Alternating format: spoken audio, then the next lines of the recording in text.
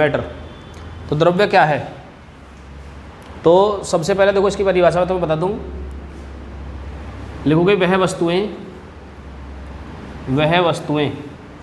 आपकी बुक में है ये परिभाषा, वह वस्तुएं जिनमें या जो कर लो, जो वे वस्तुएं जो स्थान, वे वस्तुएं जो स्थान घेरती हैं, जो स्थान घेरती हैं तथा जिनमें भार होता है, जिनमें भार होता है,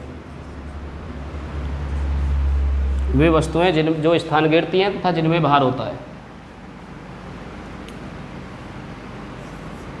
द्रव्य कहलाती हैं। कौन सी? हाँ, द्रव्य पदार्थ एक ही है, द्रव्य और पदार्थ हमारे एक ही है, सब्सटेंस एंड मैटर। तो वे वस्तुएं जो स्थान घेरती हैं और जिनमें भार होता है द्रव्य कहलाती हैं। जैसे कुछ उदाहरण समझ लेते हैं। जैसे मान लीजिए पेन है हमारे पास, इसमें द्रव्यमान भी है और ये कुछ ना कुछ जगह भी घेरेगा। ऐसी किताब है, द्रव्यमान और आयतन दोनों हैं इसमें भी। इसी प्रकार से हमारे पास मेज है, वायु है आदि। इसी प्रकार के जितने भी यौगिक हैं हमारे आसपास में, जितने भी पदार्थ दिख रहे हैं, जितनी भी वस्तुएं दिख रही हैं, वो सब हमारी क्या हैं? द्रव्य हैं। चलो इसकी एक परिभाषा और मैं आपको बता दूं, बहुत अच्छी, नोट करके लिख लो, इससे हमारे सभी एग्जाम्पल क्लियर नहीं होते। कुछ बोर्ड में ऐसे क्वेश्चन आ जाते हैं हमारे पेपर में, जो क्वेश्चन ऐसे होते हैं कि वो हमारे लगते हैं कि द्रव्य है या नहीं है, कन्फ्यूजन हो जाता है। तो उनको हमें कैसे फाइट करना है, वहाँ से हमें कैसे क्लियर करने हैं। तो याद रखिए इसकी परिभाषा एक दूसरी बता रहा हूँ मैं तुम्हें।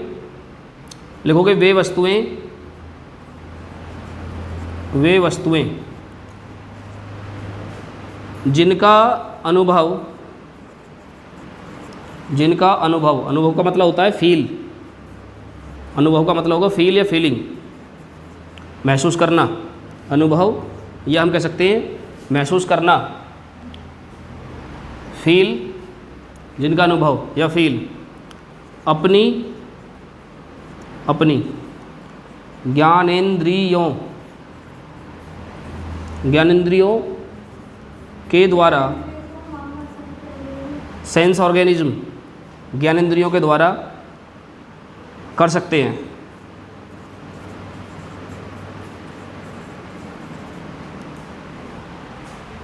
वे वस्तुएं जिनका अनुभव या फीलिंग अपनी ज्ञानेंद्रियों के द्वारा कर सकते हैं।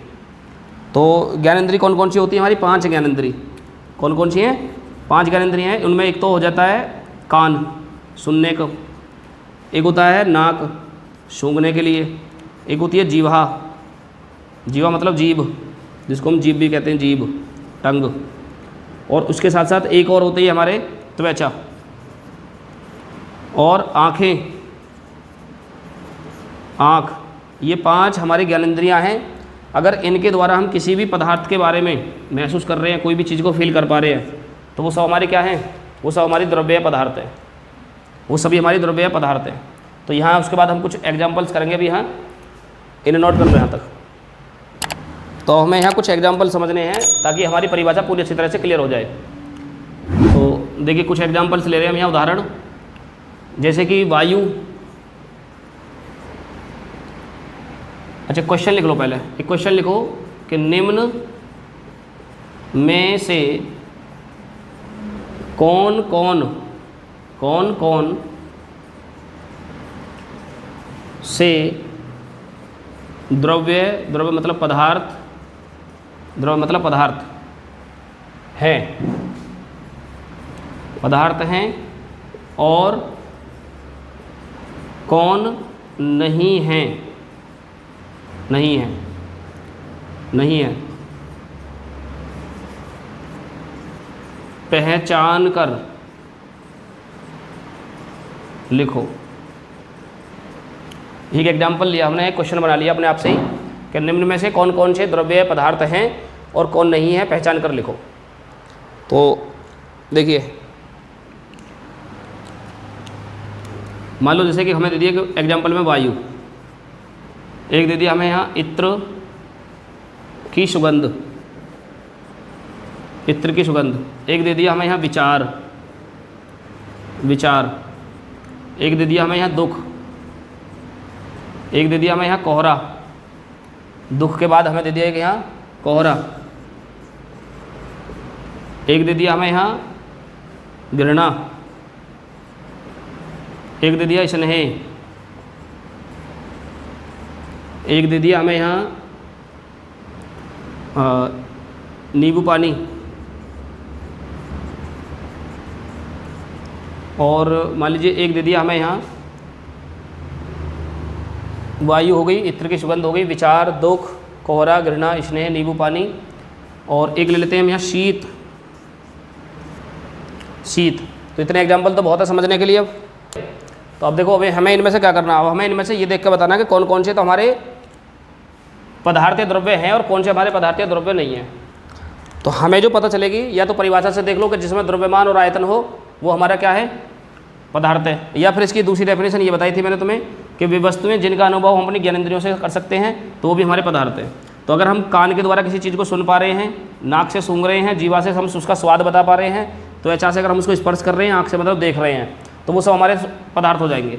तो जैसे कि वायु, तो वायु क्या हमारे पदार्थ है या नहीं है, यस या नो, इसका मतलब पदार्थ है, यस। तो जो जो हमारे पदार्थ हैं उनको हम गोल करते चलेंगे, और जो हमारे पदार्थ नहीं है उसको हम बिल्लू से गोल करते चलेंगे। तो इत्र की सुगंध, जो परफ्यूम होता है, जो सेंट होता है, उसको भी हम सूंघ सकते हैं, वो भी हमारा क्या है, इत्र की सुगंध भी हमारा है। अच्छा, उसके बाद कोहरा, कोहरा भी है क्योंकि हम इसको महसूस भी करते हैं और देखते भी हैं। उसके बाद नींबू पानी, ये भी है, और शीत भी है। तो ये सब जितने मैंने आपको ब्लैक सर्किल करे हैं, ये सब हमारे क्या हैं, सब हमारे पदार्थ हैं। अन्यथा विचार, विचार हमारा किसी प्रकार से कोई महसूस नहीं किया जा सकता, मेरे मन में क्या चल रहा है कुछ नहीं पता चलेगी, ठीक है। दुख क्या है, दुख कुछ नहीं पता चलेगा इसकी भी, ये हमारा पदार्थ नहीं है, द्रव्य नहीं है, न घृणा है और न स्नेह है। तो ये कितने पदार्थ हैं इसमें, 1 2 3 4 और 1 5।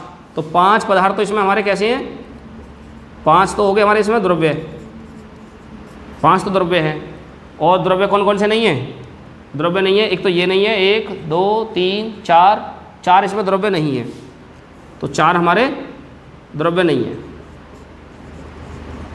द्रव्य नहीं है। 4 हमारे 5 हमारे द्रव्य हैं और 4 हमारे द्रव्य नहीं है। तो ये बात समझ में आई है नहीं आई, यहाँ तक जल्दी बता दो मुझे, या और एग्जाम्पल्स लें अभी कुछ आगे समझ में। तो चलिए नेक्स्ट हेडिंग डालेंगे हम यहाँ, द्रव्य या पदार्थ के गुण, द्रव्य या पदार्थ भी कह सकते हैं इसको, पदार्थ के गुण मतलब क्या प्रॉपर्टीज हैं इनकी, प्रॉपर्टीज ऑफ मैटर, या आप कह सकते हो सब्सटेंस, मैटर एंड सब्सटेंस।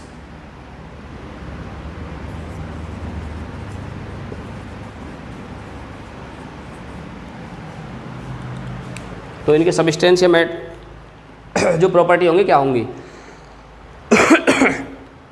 तो सबसे पहली बात इनके जो अवयवी कण होंगे वो बहुत ही पास पास होंगे। तो लिखोगे इनके अवयवी कण गतिशील होते हैं। कैसे होंगे, गतिशील होते हैं। दूसरी बात सुनो, इनके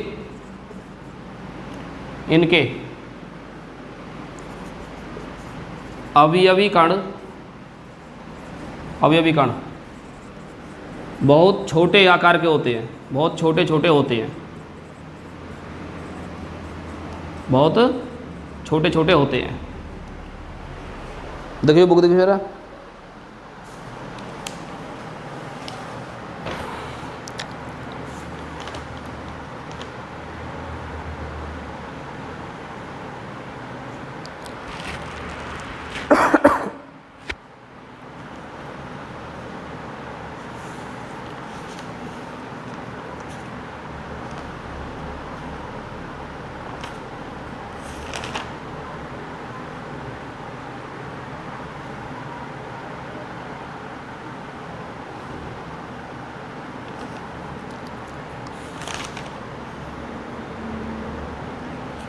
लो, इसमें हिंगे सब। और आगे हम पॉइंट समझेंगे यहाँ, पदार्थ के कण एक दूसरे को क्या करेंगे, आकर्षित करते हैं, एक दूसरे को आकर्षित करते हैं, एक दूसरे को आकर्षित करते हैं। उसके बाद है पदार्थ के कणों के मध्य, पदार्थ के कणों के मध्य रिक्त स्थान होता है। पदार्थ के कणों के मध्य रिक्त स्थान होता है।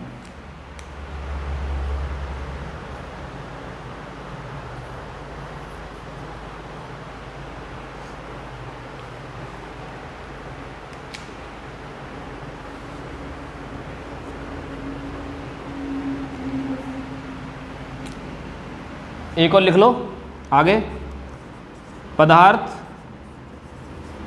की अवस्थाएं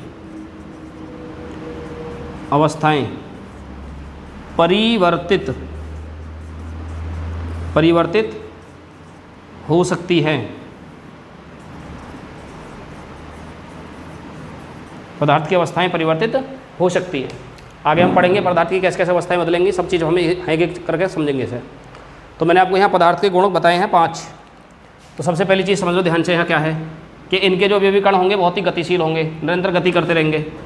दूसरी बात है इनके अवयवी कण बहुत छोटे छोटे होते हैं, अभी देखेंगे हम जब चित्र समझेंगे आगे। और उसके बाद है यहाँ पदार्थ के कण एक दूसरे को आकर्षित करते हैं क्योंकि इनके बीच में एक बल लगता है जिसको हम आकर्षण बल कहेंगे।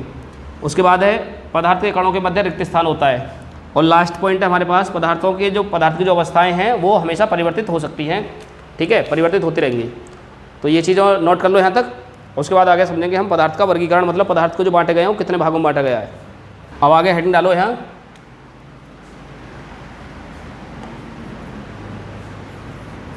द्रव्य या पदार्थ का वर्गीकरण, पदार्थ या द्रव्य का वर्गीकरण। इंग्लिश में कह सकते हैं हम इसको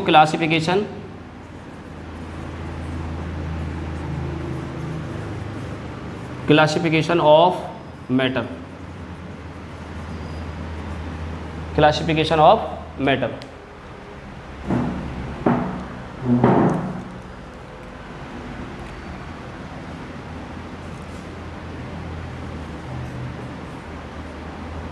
द्रव्य, तो द्रव्य का जो वर्गीकरण होगा वो निम्न तरीका से हम कर सकते हैं, निम्न प्रकार से।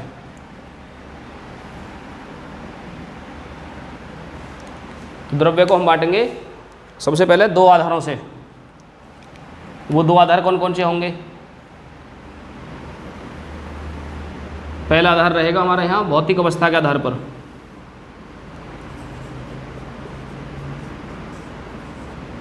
भौतिक अवस्था के आधार पर। और दूसरा पढ़ेंगे हम यहाँ रासायनिक अवस्था के आधार पर।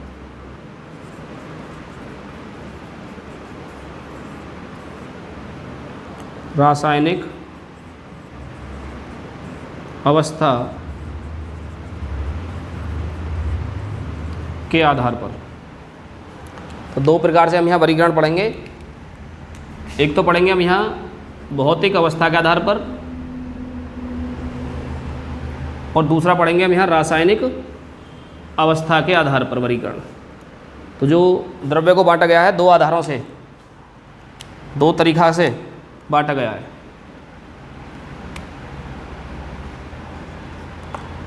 अब भौतिक अवस्था के आधार पर द्रव्य को बांटा गया है 3 अवस्थाओं में या 3 भागों में। अब वो 3 भाग कौन कौन से हैं? पहला होगा यहाँ, पहला ठोस अवस्था,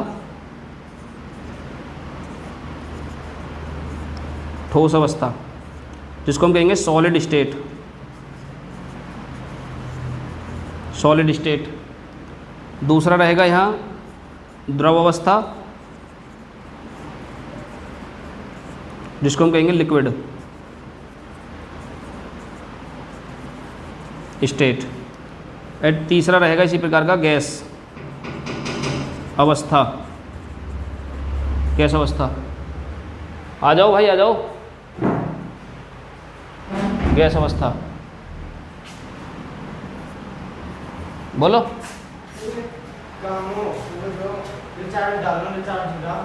रिचार्ज तो हो जाएगा, लेकिन इस टाइम मेरे में पैसा ना, मैंने कल बिजली का बिल पटा दिया अपना, सुबह ही पटाया, कल भी ना पटाया। ऐसा मैं अपने फ़ोन से डालूँ, अगर वैसा चाहिए 1 GB वगैरह 10-20 का तो हो जाएगा। हाँ तो इतने ना पड़े होंगे इसमें, क्योंकि 1700-1800 रुपये दिखा है मेरे अकाउंट में सकरे, वो मैंने बिल ही पटा दिया सकरे इनका, इतना हमारा बिल आ गया। 10-20 की ज़रूरत हो तो जब डाल लो। GASSEOUS, गैसियस स्टेट या गैस स्टेट, हाँ गैसियस ही रहने दो, स्टेट।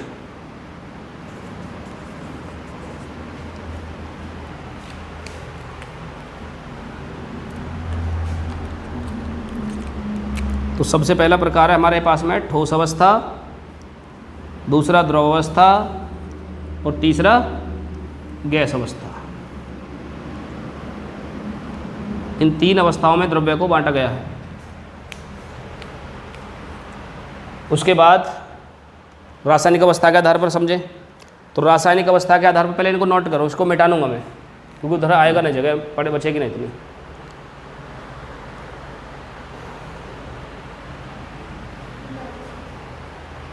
हो गए?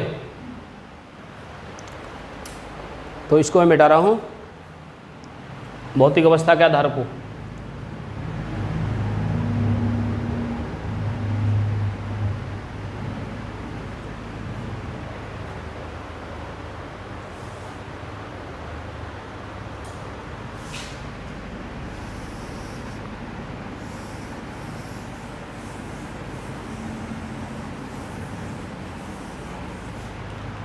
अब देखिए समझिए, इधर रासायनिक अवस्था के आधार पर बांटेंगे हम द्रव्य को 2 भागों में। अब वो 2 भाग कौन कौन से होंगे? एक तो रहेगा इसमें शुद्ध पदार्थ, शुद्ध पदार्थ, और इसी प्रकार दूसरा रहेगा हमारे पास में यहाँ मिश्रण, मिश्रण, शुद्ध पदार्थ और मिश्रण।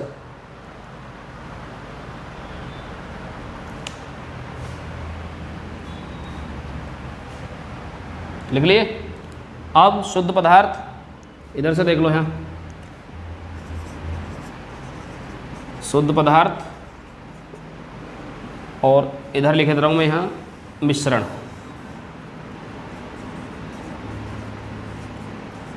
और यहाँ पर लिखोगे अब यहाँ रासायनिक अवस्था के आधार पर।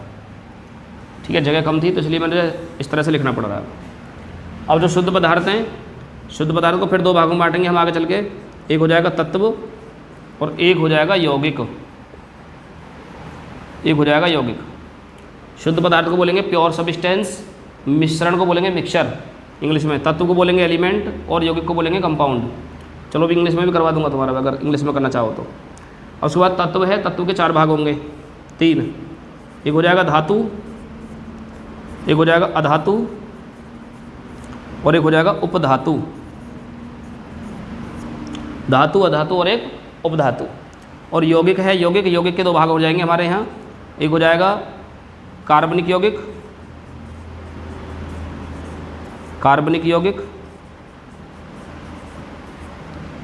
कार्बनिक यौगिक, और दूसरा हो जाएगा हमारे यहाँ अकार्बनिक,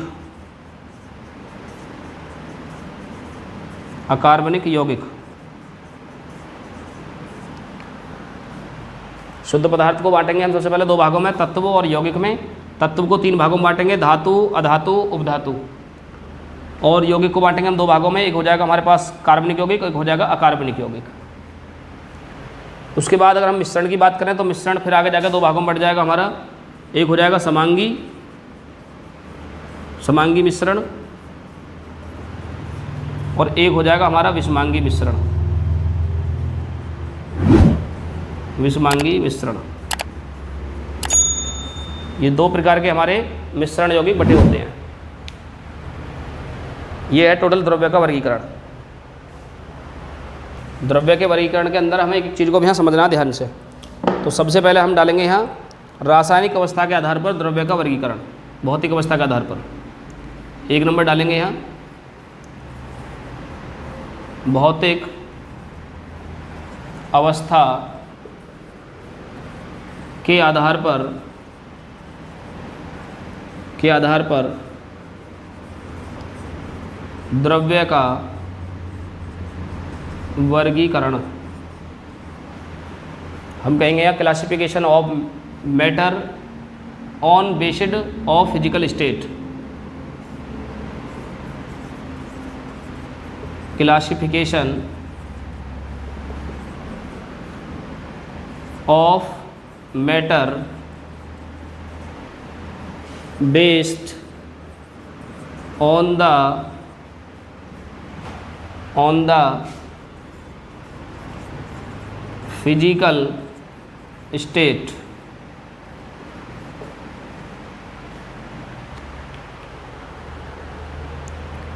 classification of matter based on the physical state. तो फिजिकल स्टेट के आधार पर द्रव्य को बांटा जाता है 3 अवस्थाओं में। तो इसके 3 भाग होते हैं, 3 भागों में। तो हम लिखेंगे यहाँ कि भौतिक अवस्था के आधार पर, लिख लो साथ साथ, भौतिक अवस्था के आधार पर, भौतिक अवस्था के आधार पर द्रव्य को मुख्य रूप से 3 वर्गों में या 3 भागों में बांटा जाता है। 3 वर्गों में बांटा जाता है। अब वो 3 वर्ग कौन कौन से हैं, अभी मैंने आपको समझाए थे पीछे। उसमें पहला तो है हमारे पास नंबर ए, ठोस अवस्था, और बी पॉइंट पे हमारे पास में यहाँ द्रव अवस्था, एंड सी पॉइंट पे हमारे पास में यहाँ गैस अवस्था। 3 अवस्थाओं में बांटा जाता है। इसके अलावा भी हमारी 2-3 अवस्थाएं और भी होती है फिजिकल अवस्था के आधार पर, लेकिन उसको हम बाद में पढ़ेंगे। ठोस, द्रव और गैस, इन चीज़ों को समझ लो और लिख लिए। क्रम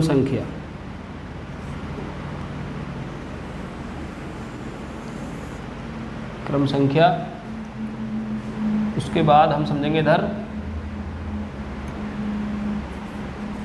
गुण कह दो या लक्षण कह सकते हो, लक्षण, बात एक ही है। उसके बाद हम समझेंगे यहाँ ठोस अवस्था, आएगा ना शायद,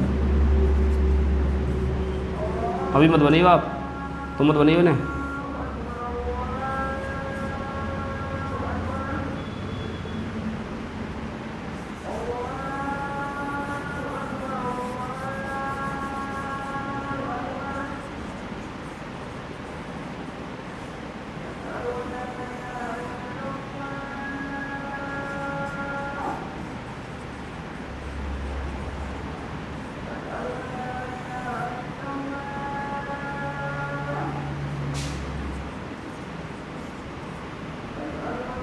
गैस,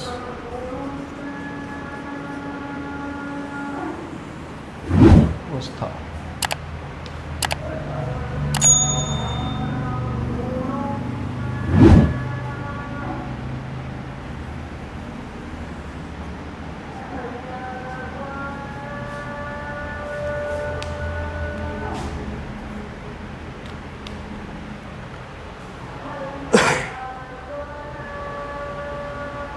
लिख लो, बना लिए। अब देखो, सबसे पहले नंबर 1 हम बात करते हैं यहाँ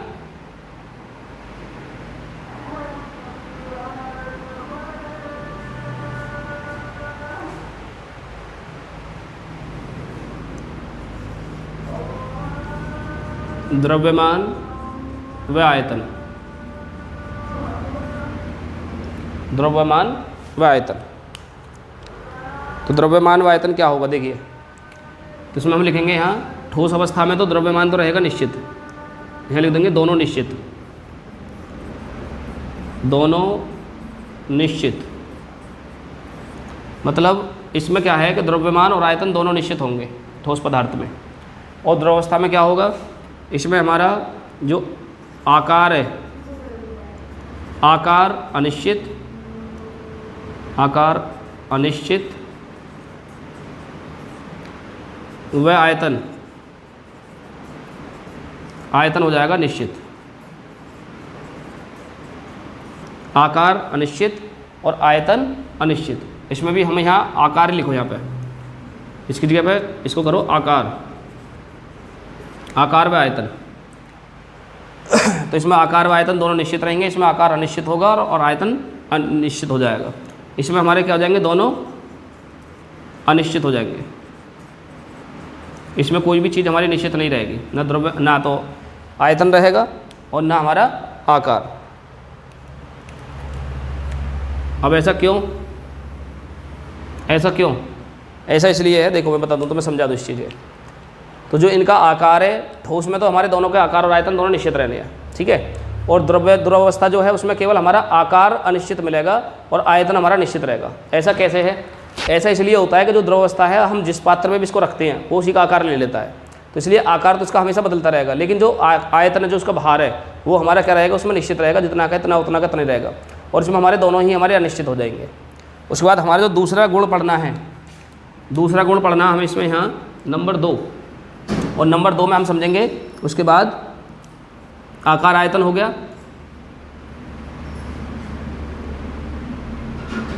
अवयवी, अवयवी कणों के मध्य दूरी, अवयवी कणों के मध्य दूरी समझनी है हमें इस पॉइंट में यहाँ। तो अवयवी कणों के मध्य दूरी सबसे ज़्यादा किस में होगी कि सबसे कम किस में होगी, ये चीज़ समझनी है हमें। अच्छा, इसके बाद अभी इसको लाइन को मत खींचो, यहाँ इस लाइन को ड्रॉ मत करो, इस लाइन को हम ड्रॉ करेंगे बाद में, क्योंकि डायग्राम बनाना भी हमें डायग्राम समझेंगे। तो जो ठोस अवस्था है उसके मध्य तो दूरी रहेगी सबसे कम, इसमें लिख देंगे हम यहाँ सबसे कम, इसमें लिख देंगे सबसे अधिक, इसमें रहेगी सबसे अधिक, सबसे अधिक, और इसमें लिख देंगे मध्य, बीच की, दोनों के बीच की, दोनों के मध्य, दोनों के मध्य, ठोस से कम, द्रव से, ठोस से कम और गैस से ज़्यादा। देखो कैसे हम समझते हैं इनका, यहाँ चित्र, चित्र समझ लेते हैं। तो जो ठोस पदार्थ रहेगा उसका जो चित्र हम बनाएंगे कुछ इस तरह से बनाएंगे। ऐसे ये लिए हमने कोई पात्र, और इस पात्र में हमें क्या करने हैं, अवयवी कण भरने हैं, ठोस के अवयवी कण, जो हमने पढ़ा था कि बहुत छोटे छोटे आकार के होते हैं। तो ठोस में कुछ इस तरह का देखने को मिलेंगे आपको, ऐसे बहुत ही एक दूसरे के पास पास।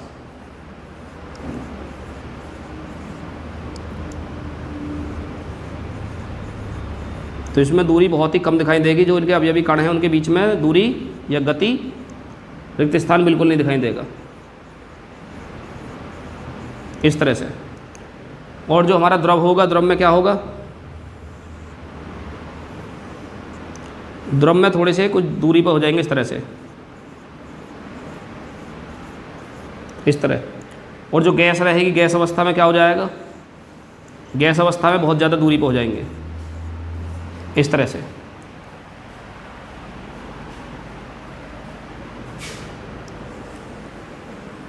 तो ये बात समझ में आ गई यहाँ तक। अवयवी कणों की दूरी या रिक्त स्थान कह सकते हैं हम इसको, रिक्त स्थान,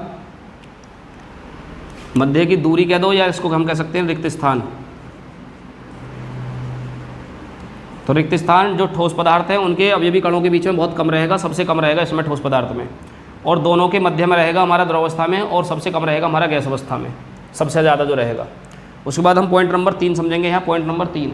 और पॉइंट नंबर 3 में जो हम समझेंगे यहाँ, पॉइंट नंबर 3 में बात करेंगे आकर्षण बल की, आकर्षण बल।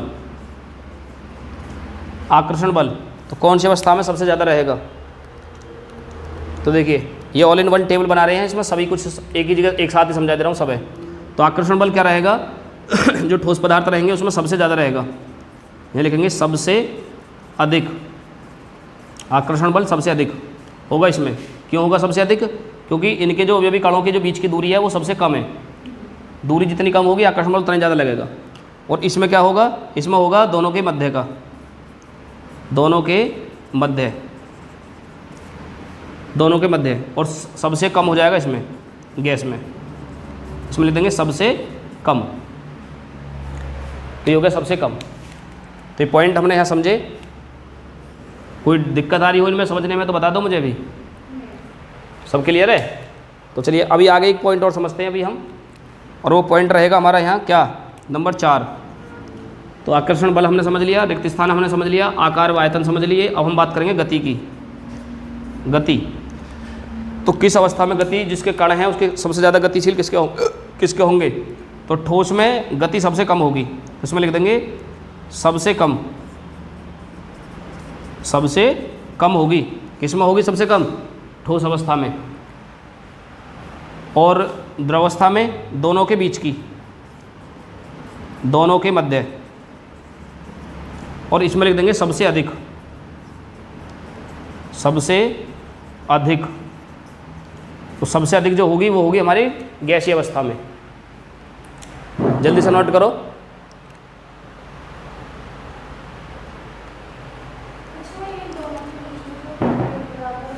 हाँ, द्रव्य में ऐसा है ना, इसके सभी लक्षण जो गुण जो बीच के चल रहे हैं इसमें सब रही। देखो इसमें दूरी सबसे कम है, इसमें दूरी सबसे ज़्यादा है, और इनमें इन दोनों के बीच की दूरी है। ठीक है? हाँ, मतलब जोर से बोलो जो क्वेश्चन है तुम्हारा।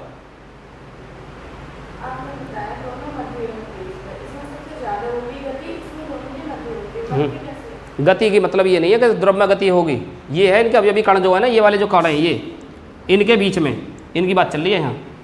द्रव्य से या ठोस से मतलब नहीं है। ऐसा तो ठोस में कोई गति होगी ना, कोई मान लो हमारे पास मार्कर है तो ये कोई गति थोड़ी ना करेगा। तो इसके जो अभी कण होते हैं ना, जिनसे पार्टिकल्स मिलकर बने होंगे, वो गति करते हैं हमेशा। तो इनके जो अभी कण है ना, ये अभी कण जो है ये गति करेंगे बेटे। ये कभी भी हमारा अवस्था तो कोई गति करेगी नहीं। अभी कणों की बात चल रही है यहाँ सिर्फ, मैंने यहाँ लिखा नहीं है, लिख देना चाहिए था मुझे, हमें लिख देना चाहिए इसको ठीक करके कि अवयवी कणों या अवयवी अणुओं के मध्य, अवयवी कणों के मध्य गति। ये तो अवयवी कणों के मध्य गति सबसे कम, दोनों के बीच की, और सबसे अधिक होगी इसमें हमारी गैस अवस्था में। ठीक है? कंसेप्ट क्लियर हुआ नहीं हुआ बताओ जल्दी से।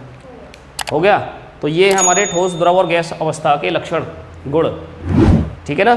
तो आज के लिए इतना ही काफ़ी है यहीं तक।